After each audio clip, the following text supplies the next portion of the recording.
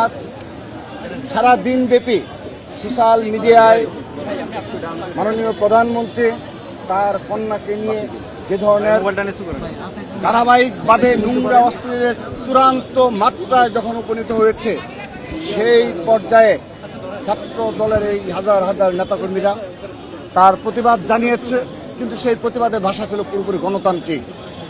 আজ এই বিক্ষোভ মিছিল পরবর্তী সমাবেশে উপস্থিত রয়েছেন ঢাকা বিশ্ববিদ্যালয় ছাত্র দলের বিপ্লবী সভাপতি গণেশচন্দ্র রায় সাহস, সংগ্রামী সাধারণ সম্পাদক নাহিদুজ্জামান শিপন সহ ঢাকা বিশ্ববিদ্যালয়ের সকল পর্যায়ে নেতৃবৃন্দ, ছাত্রদল কেন্দ্রীয় সংসদের বিপ্লবী সহসভাপতি যুগ্ম সাধারণ সম্পাদক বৃন্দ সহ হল পর্যায়ে নেতৃবৃন্দ সবাইকে অনেক ধন্যবাদ ও কৃতজ্ঞতা জানাচ্ছি যে আজ অত্যন্ত সহনশীল পরিবেশে গণতান্ত্রিক ভাষায় আপনারা প্রতিবাদ জানিয়েছেন।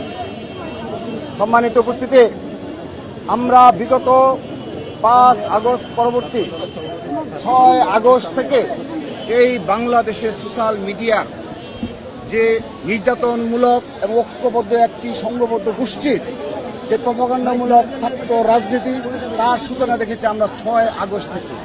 সেই 6 আগস্ট অহেতুক কোনো কারণ ছাড়া হঠাৎ করে আমরা দেখতে পেলাম 142 জন ছাত্র দলের যে সংগঠনের নেতা কর্মী জুলাই আগস্ট গণঅভ্যুত্থানে শহীদ হয়েছে, সেই সংগঠনকে 6 আগস্ট থেকে সোশ্যাল মিডিয়া প্রচার শুরু করলো 0% কন্ট্রিবিউশন 100% সেলিব্রেশন। আমাদেরকে 6 আগস্ট থেকে 2024 থেকে বলা হলো আমাদের নাকি 0% কন্ট্রিবিউশন।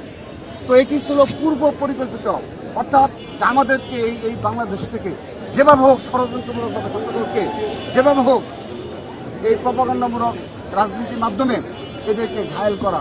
আমরা দেখেন সেই 6 আগস্ট থেকে আজকের দিন পর্যন্ত হাজার হাজার মব হয়েছে, হাজার হাজার মিথ্যা প্রপাগান্ডামূলক ফটোকার্ড তৈরি করা হয়েছে। আপনারা অবগত থাকবেন, আমরা ছাত্রদল কেন্দ্রীয় সংসদ যদি 7 দিন ব্যাপী কোনো সমাবেশে না যাই, কোনো বক্তব্য না রাখি, তারপরে দেখবেন 1-2 দিন পর পর একটা মিথ্যা বানোয়াট ফটোকার্ড এমন অশ্লীল ভাষায় প্রচার করা হয়। এবং তারা কারা? যারা এভাবে সারা দেশব্যাপী ঐক্যবদ্ধভাবে, এবং আমি আবারও বলছি, বুয়েট, ঢাকা বিশ্ববিদ্যালয় সহ সকল শিক্ষা প্রতিষ্ঠানের যে সোশ্যাল মিডিয়া গ্রুপ রয়েছে, সেখানেও এই ধরনের বানোয়াট ফটোকার্ড অব্যাহতভাবে প্রচার করা হচ্ছে। বিগত প্রায় 2 বছরের অধিক সময় ছাত্রদল সর্বোচ্চ ধৈর্য সংযম প্রদর্শন করেছে। আমাদের ধৈর্যের চূড়ান্ত সীমা অতিক্রম আরো আগে করেছি, তারপর আমরা আমাদের সংগঠনকে নিয়ন্ত্রণ করতে সক্ষম হয়েছি। আপনারা দেখবেন আমরা বারবার ছাত্র দলের পক্ষ থেকে দুটো বিষয়ে ছাত্র শিবিরের প্রতি অনুরোধ জানিয়েছি, বিনীতভাবে নিবেদন জানিয়েছি যে আপনাদের গুপ্ত রাজনীতি কোথাও চলবে না, এই গুপ্ত রাজনীতি মেনে নেওয়া হবে না। আপনারা আপনাদের সংগঠনের পরিচয়ে আপনারা রাজনীতি করবেন, ওয়েলফেয়ার পলিটিক্স করবেন, মব করবেন, আপনার সংগঠনের পরিচয় মব করবেন, সমস্যা নেই। আমাকে দুটো গালি দিবেন, আমি জানবো যে ছাত্র শিবিরের অমুক দায়িত্বশীল পর্যায়ে নেতা আমাদেরকে গালি দিচ্ছে। একটি ভুয়া ফটোকার্ড দিবেন, আমরা জানবো যে ছাত্র শিবিরের অমুক এই ভুয়া কার্ড ফটোকার্ড প্রচার করছে। আমরা কিন্তু সেগুলো বলতে পারবো যে এই ধরনের ভুয়া ফটোকার্ড ছাত্র শিবির প্রচার করছে, এবং আমরা সেগুলো তাদের দায়িত্বশীল যারা রয়েছে তাদেরকে দিতে পারবো যে আপনার ছাত্র শিবিরের এই পর্যায়ে নেতৃবৃন্দ এই অপকর্ম করছে। কিন্তু তারা আমাদের এই বিষয়ে কোনো কর্ণপাত করেনি। আজকের দিন পর্যন্ত তারা তাদের কোনো ক্যাম্পাসেরই কমিটি প্রকাশ করেন, এই কারণে যে তাদের নেতাকর্মীদের দ্বারা অব্যাহতভাবে সোশ্যাল মিডিয়ায় যে প্রচারণা এবং বিভিন্ন সময় যে মত তৈরি করার যে পায়তারা, সেগুলো তারা অত্যন্ত পরিকল্পিতভাবে করে যাচ্ছে। আমরা নিন্দা জানাচ্ছি, আমরা দুঃখ প্রকাশ করছি। দয়া করে আপনারা এই রাজনীতি থেকে বের হয়ে আসুন। 5 আগস্ট পরবর্তী বাস্তবতায় আপনারা যে ভাষায়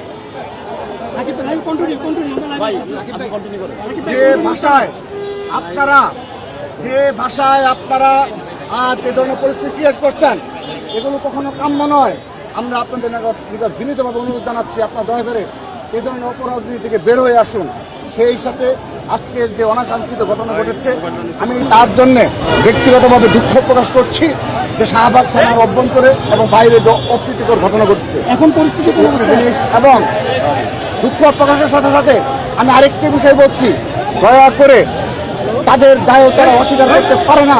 এ কারণে যে স্বাভাবিক হয়ে যাবে আমাদের ছাত্র এ কারণে যে তাদের দায় অস্বীকার করতে পারে না, এ কারণে যে তারা নাকি ফেসবুকে স্ট্যাটাস দিয়ে বলেছে যে সবাই শাহবাগে ছুটে আসুন। দেখুন এরকম একটি অনাকাঙ্ক্ষিত এবং সীমা লঙ্ঘনের চরম মাত্রায় একটা ফটোকার্ড প্রচার করা হলো। স্বাভাবিকভাবে আমাদের হৃদয় রক্তক্ষরণ হয়েছে। ছাত্র দলের নেতাকর্মীদের মাঝে হৃদয় রক্তক্ষরণ হবে, এটি কি স্বাভাবিক নয়?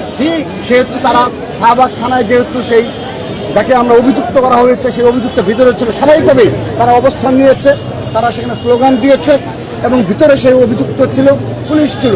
কিন্তু দেখেন অত্যন্ত পরিতাপের বিষয়, আর যারা আহত হয়েছে তারা সোশ্যাল মিডিয়ায় স্ট্যাটাস দিয়ে তারা সেখানে গিয়েছে এবং ওই আগের মতোই একটা মব ক্রিয়েট করার জন্য তারা চেষ্টা চালিয়েছে।